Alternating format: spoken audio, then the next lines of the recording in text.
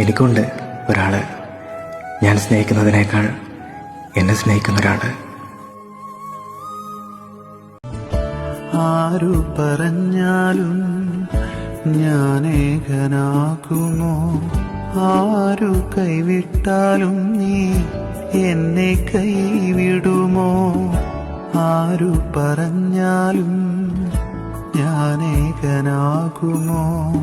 ആരു കൈവിട്ടാലും നീ എന്നെ കൈവിടുമോ?